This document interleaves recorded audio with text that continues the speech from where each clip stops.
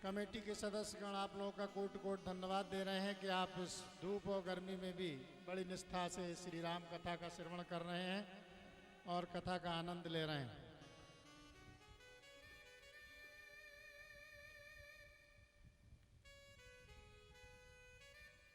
हमारे श्री महाराज जी जो कि महामंडलेश्वर हैं जूना अखाड़ा के और संस्थापक हैं शाश्वतम फाउंडेशन मॉरिशस के, divine Shri Ram international charitable trust Haridwar के अध्यक्ष हैं और स्वामी जी ने 12 वर्ष की उम्र में ही गुरु दीक्षा ली और 16 वर्ष की अवस्था में गृह त्याग कर कठिन तपस्या की और आत्म साक्षात्कार किया। आज ऐसे श्री महाराज जी कथा व्यास के रूप में हमारे मध्य उपस्थित हैं। हम लोग अपने मध्य उनको पाकर गदगद हैं और गौरवान्वित महसूस कर रहे हैं। मैं घनश्याम खंडेलवाल जी, संजय अग्रवाल जी, आप सभी से अनुरोध करूंगा कि श्री महाराज जी का यहाँ पर जो पूजन है पूजन करके और उसके बाद कथा का शुभारंभ होगा। मैं ये भी बता दूं कि स्वामी जी विगत 25 वर्षों से रामायण, गीता, श्रीमद् भागवत, वेद, उपनिषद और भारतीय संस्कृति के विभिन्न विषयों पर प्रवचन करते आ रहे हैं। स्वामी जी ने भारत के विभिन्न शैक्षणिक संस्थानों में भी प्रवचन दिए हैं। स्वामी जी ने विश्व के लगभग 40 से भी अधिक देशों में विभिन्न शहरों में 25 वर्षों से आध्यात्मिक प्रवचन देकर लाखों लोगों का पथ प्रदर्शन किया है। ये बात बताना जरूरी है कि स्वामी जी ने 1999 में दक्षिण अफ्रीका के केप टाउन शहर में संपन्न विश्व धर्म सभा में भारत का प्रतिनिधित्व किया। ये वही सभा थी जिसमें स्वामी विवेकानंद ने 1893 में अमेरिका के शिकागो में भाग लिया था। स्वामी जी ने भारत के 24 से भी अधिक जेलों में कैदियों के बीच में उपदेश देकर उनका जीवन सुधार किया।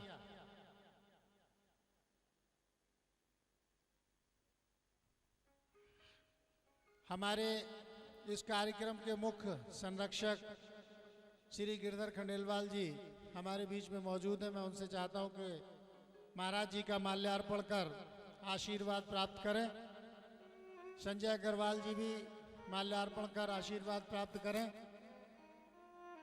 और श्री आशीष अग्रवाल जी अमर उजाला वाले आप आए और महाराज जी का माल्यार्पण कर आशीर्वाद प्राप्त करें। अगर अंजलि भाभी हो तो वो भी साथ में आए।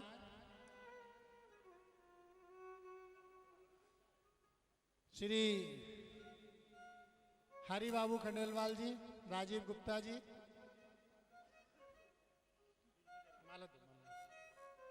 अशोक गुप्ता जी पेट्रोल पंप वाले, वो तो पहले से ही आशीर्वाद प्राप्त कर रहे हैं।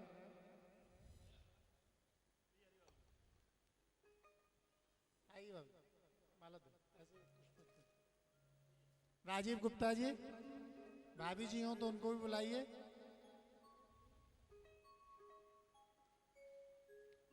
आज एक बहुत ही अच्छा प्रसंग भरत मिलाप का हम लोगों के मध्य महाराज जी के श्रीमुख से हम लोग गुणगान सुनेंगे श्री राम कथा का।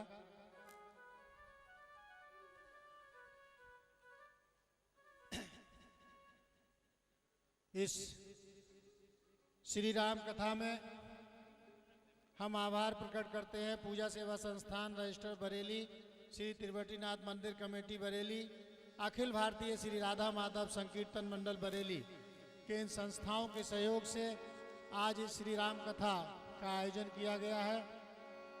मैं ये बता दूं, जैसा उस दिन महाराज जी ने बताया भी था कि पूजा सेवा संस्थान डीडीपुरम में ऐसे बच्चों के लिए कार्य करता है जो मानसिक रूप से विकलांग हैं, जिन्हें मेंटली चैलेंज कहते हैं।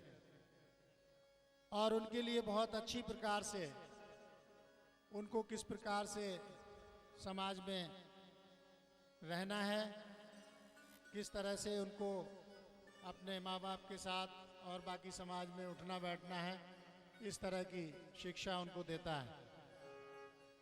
ऐसे बच्चों को जिनको माँ बाप भी ठीक से नहीं रख पाते हैं, उनको पूजा सेवा संस्थान में वो प्यार और दुलार मिलता है। ये एक बहुत अच्छी संस्था है और इस कार्यक्रम में सहयोग कर रही है।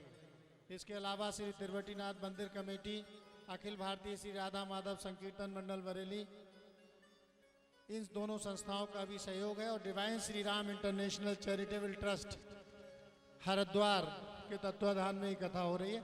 हमारे मध्य श्री केशर सिंह गंगवार जी, पूर्व एमएलसी और पूर्व जिला पंचायत के अध्यक्ष हमारे बीच में आ चुके हैं। मैं उनसे अनुरोध करूंगा कि कृपया आगे अपना स्थान ग्रहण करें। बल्कि भाभी जी के साथ आप ऊपर मंच पे आए और माल्यार्पण कर महाराज जी से आशीर्वाद प्राप्त करें। बाद में श्री केशर सिंह गंगवार, पूर्व एमएलसी और पूर्व जिला पंचायत अध्यक्ष हमारे मध्य हैं। मैं उनसे अनुरोध कर रहा हूं कि मंच पर आकर के वो महाराज जी का माल्यार्पण कर भाभी जी के साथ आए और महाराज जी का माल्यार्पण कर आशीर्वाद प्राप्त करें।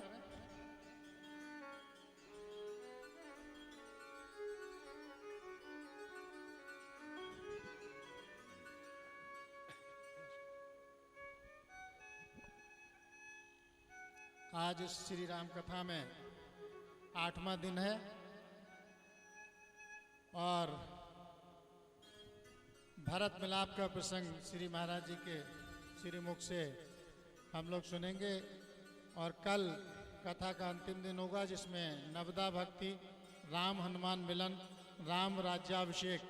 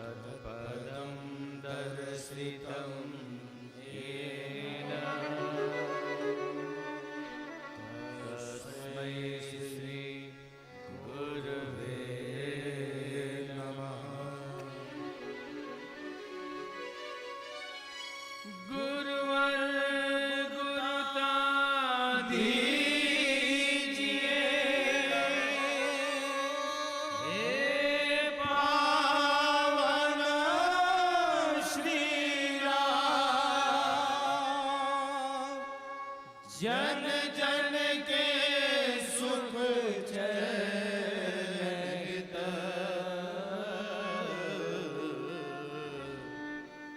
कभी न रोवे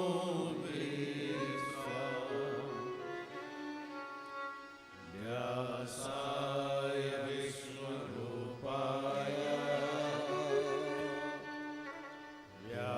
व्यासरूपाय विष्णु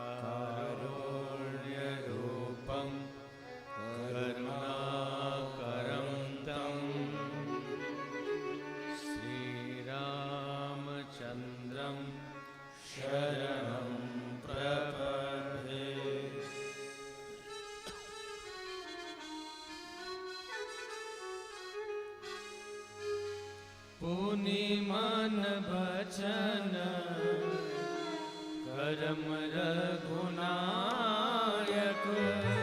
पुनि मन बचन करम रघुनायक। चरण कमल बंदौ सब लायक। चरण कमल बंदौ सब लायक। राजीव नयन हरे धनुषायक। राजीव नयन हरे धनुषायक। भगत विपति भंजन सुखदायक। भगत विपति भंजन सुखदायक। जनक सुता जग जननी जानकी। जनक सुता जग जननी जानकी। अतिशय प्रिय करुणा निधान की। अतिशय प्रिय करुणा निधान की। ताके जुग पद कमल मनावो। ताके जुग पद कमल मनाओ। जासु कृपा निर्मल मति पावो। जासु कृपा निर्मल मति पावो। जासु कृपा निर्मल मति पावो। जासु कृपा निर्मल मति पावो। आइए हनुमंत विराजिए। कथा करो मति अनुसार। प्रेम सहित गति धरो। पधारिए पवन कुमार। प्रणवो पवन कुमार। हर बल पावक ज्ञान धन। जासु हृदय आगार। बसहि राम सरचाप धर। मनोजवं मारुततुल्यवेगं। जितेन्द्रियं बुद्धिमतां वरिष्ठं। वातात्मजं वानरयोग्यमुख्यं। श्रीरामदूतं शरणं प्रपद्ये।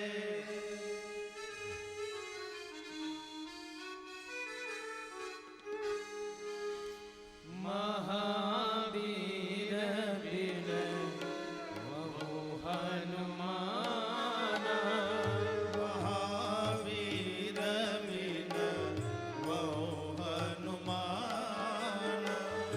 राम जासु जस आप बखाना। राम जासु जस आप बखाना। सादर शिवहि नाई अपमाथा। सादर शिवहि नाई अपमाथा। बरनउँ बिसदा राम गुण गाथा। बरनउँ बिसदा राम गुण गाथा।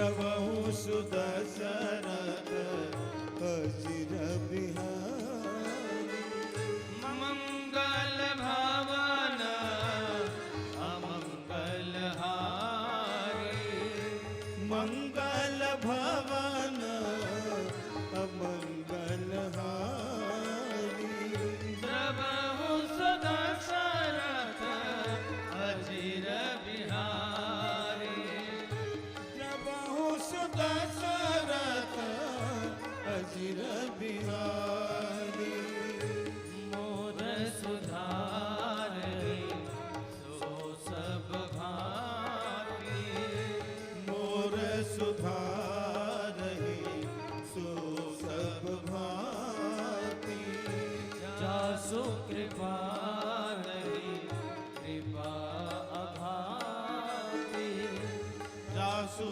कृपा नहीं कृपा खाती सिया राम मय सब जग जानी सिया राम मैं सब जग जानी करहु प्रणाम जोरि जुग पानी करहु प्रणाम जोरि जुग पानी करहु प्रणाम जोरि जुग पानी करहु प्रणाम जोरि जुग पानी करहु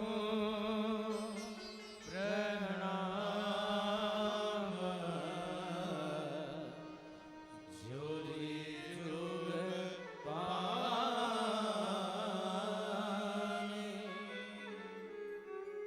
बोलिए राजा रामचंद्र भगवान की जय बोलो लखन लाल की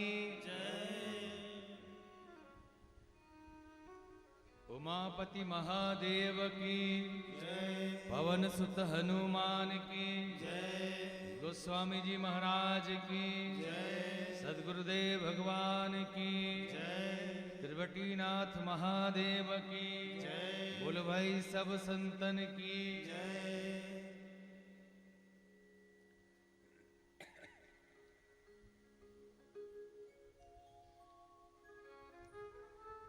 आत्मीय बंधुओं, देवतुल्य भाइयों तथा शक्ति स्वरूपा माताएं बहन, थोड़ा और बड़ा होना।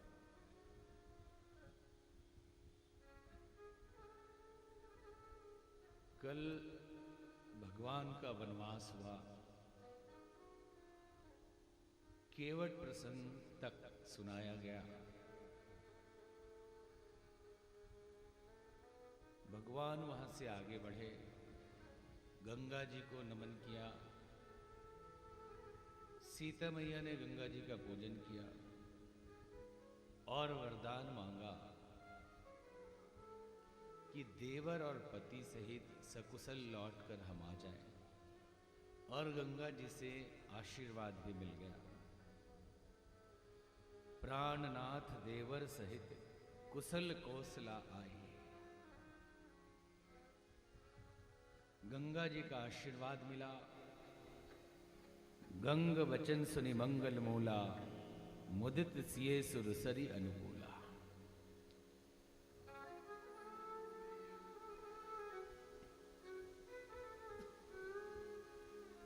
आगे बढ़े,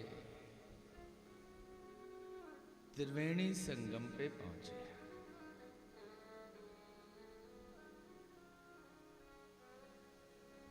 भरद्वाज मुनि से भेंट हुई। भगवान भरद्वाज मुनि से आगे जाने का मार्ग पूछते हैं। राम सप्रेम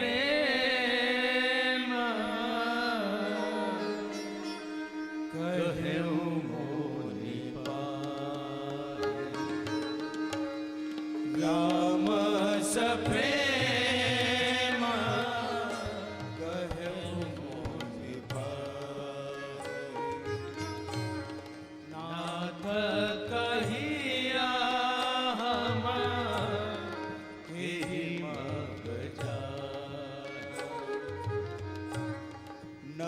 नाथ कहिया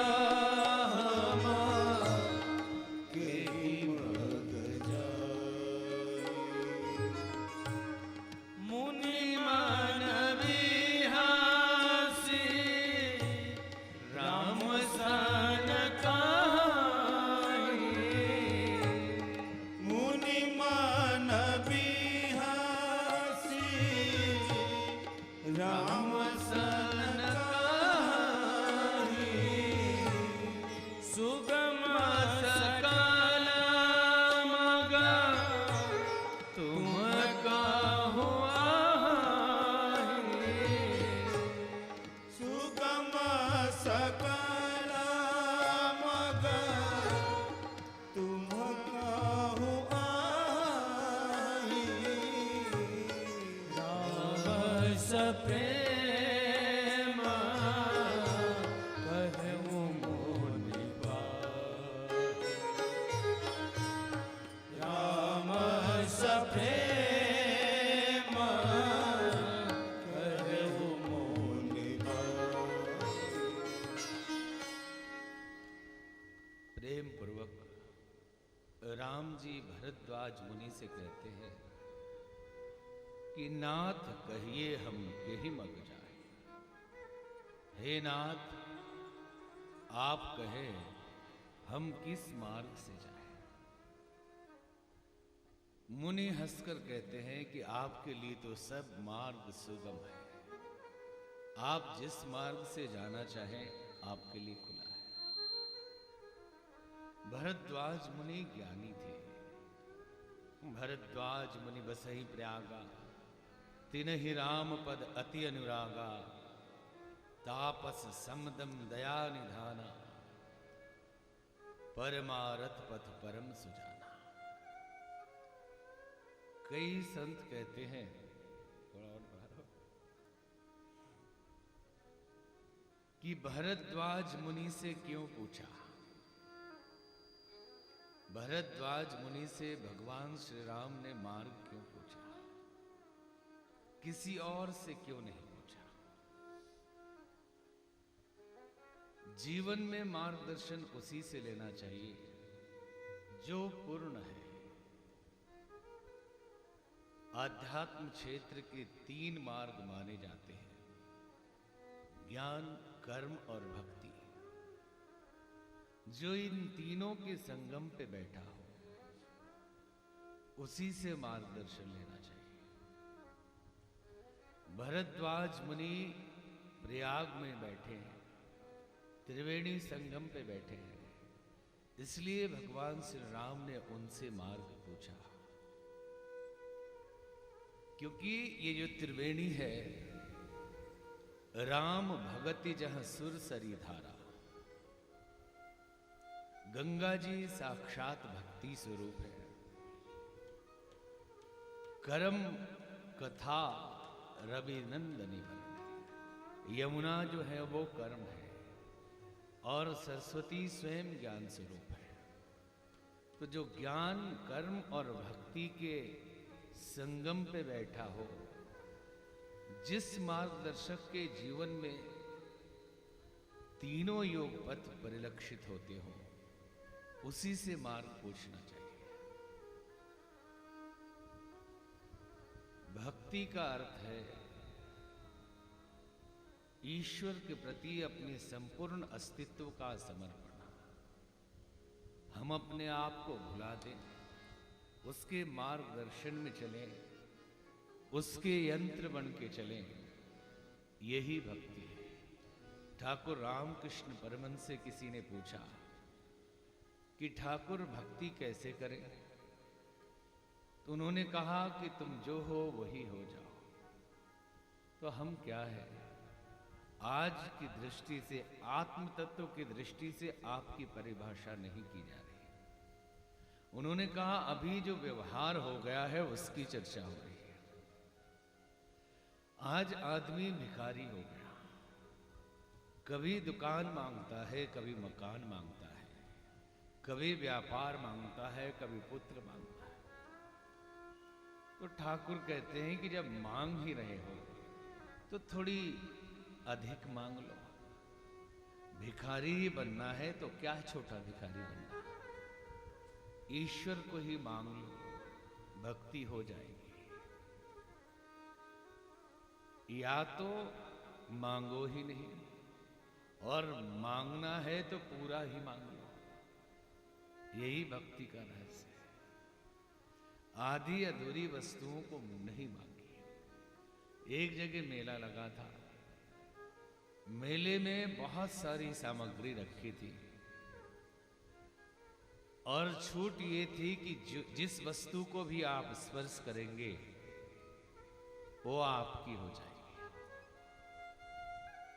जितने लोग जाते और वस्तुओं को छूते और वो उनकी हो जाती, लेकिन सारी वस्तुएं आधी अधूरी थी, पूरी वस्तु एक भी नहीं। एक आदमी गया, पूरे मेले का भ्रमण किया और एक भी वस्तु को उसने हाथ नहीं लगाया। राजा के पास पहुंचा, राजा ने कहा कि कैसे नादान हो, यहां इतनी एक से एक कीमती वस्तुएं रखी हैं, किसी को भी छुओगे वो तुम्हारी हो जाएगी, और तूने किसी को नहीं छुआ। उस आदमी ने कहा, राजन, वस्तुएं तो बड़ी कीमती हैं लेकिन पूर्ण नहीं है, और इन अधूरी कीमती वस्तुओं को लेकर मैं क्या करूंगा। तो फिर राजा ने पूछा, क्या विचार किया? उसने कहा कि मैंने सोचा कि पूर्ण को ही छू लूं, और राजा के पैर उसने छू लिए। राजा के पैर छू लिए तो पूरा मेला ही उसका हो गया। थोड़ा और बढ़ाना, बहुत गला खींच रहा, बहुत खींच रहा मैग्नेट आपका।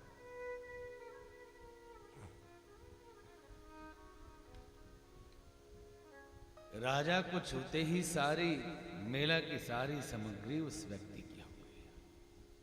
तो भक्ति का सार इतना ही है कि या तो मांगे नहीं तो जो है वो अपना ही है सब, या मांग लें तो पूरा ही मांग लें।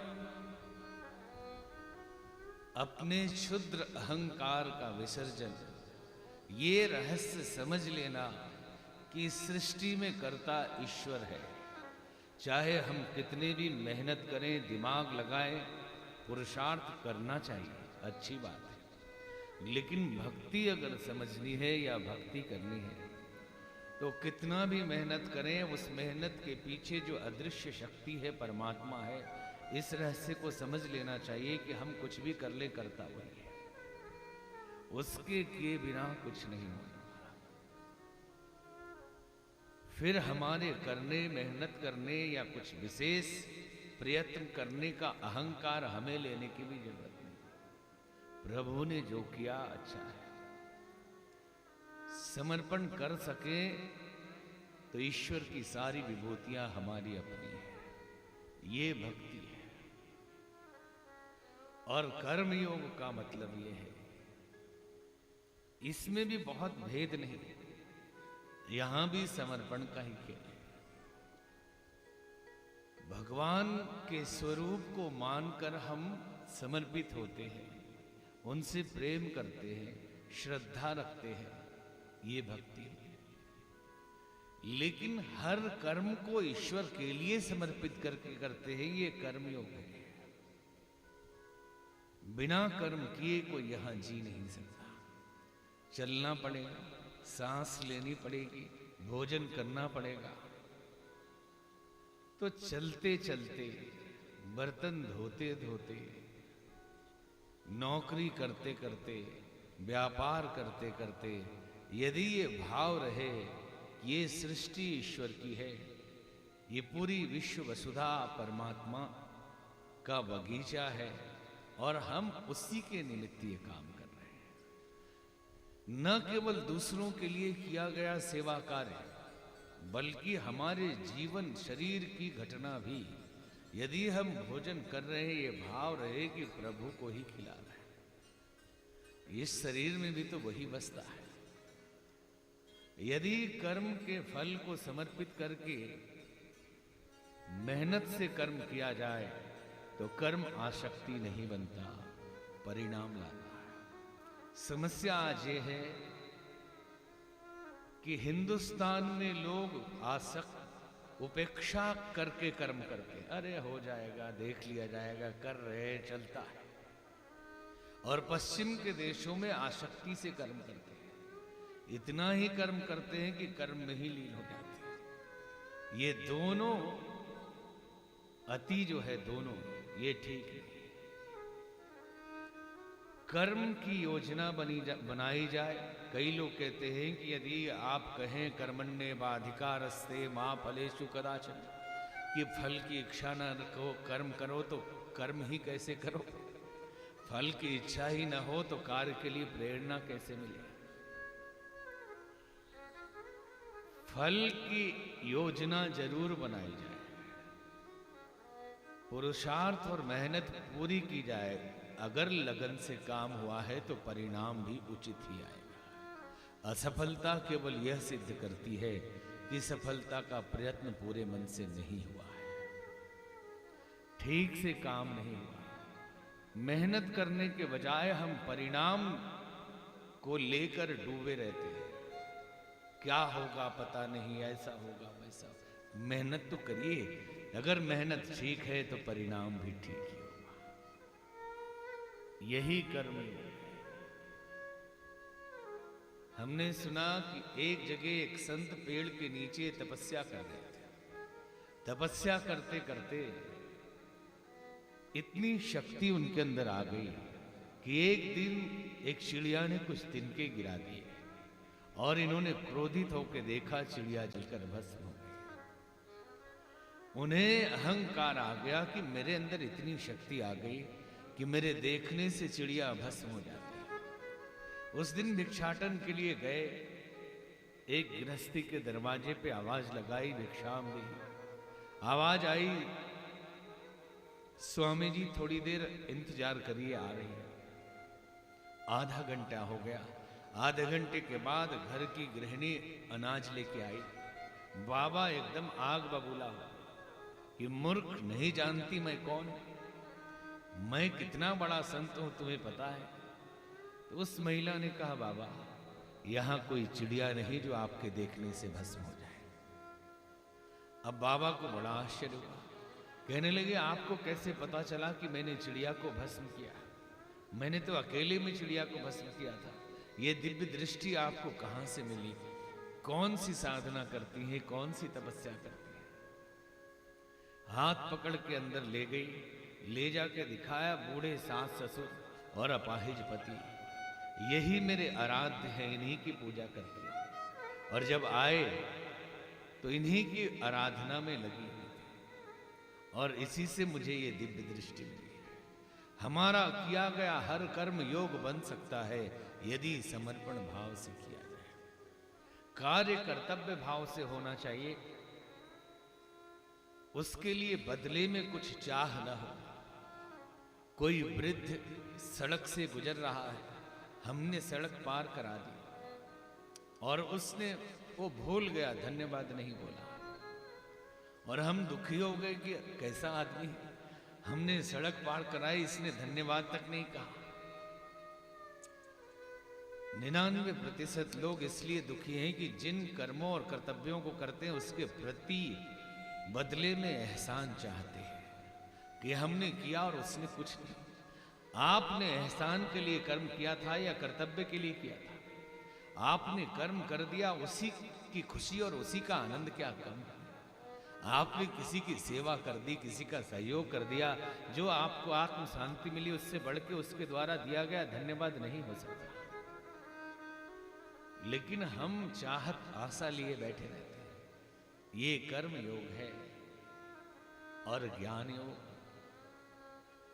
जब अहम ब्रह्मास्मि शिवोहम सच्चिदानंदोहम, ऐसे तत्वों का चिंतन करते करते आत्म स्वरूप में ही परमात्म स्वरूप की झलक मिलने लगे, इसे ज्ञान योग कहते हैं। तो जो त्रिवेणी के संगम पर बैठा है उससे मार्गदर्शन ले।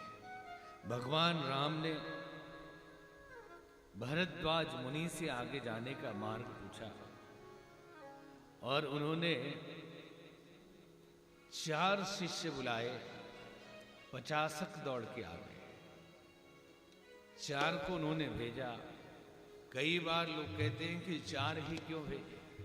ये 4 वेद के प्रतीक हैं कि लक्ष्य के लिए, जहां पहुंचना है मंजिल के लिए, यदि मार्ग ढूंढना हो तो ज्ञान के जो 4 स्तंभ है उसके परिप्रेक्ष्य में, उसके आधार पर ही मार्गदर्शन ले।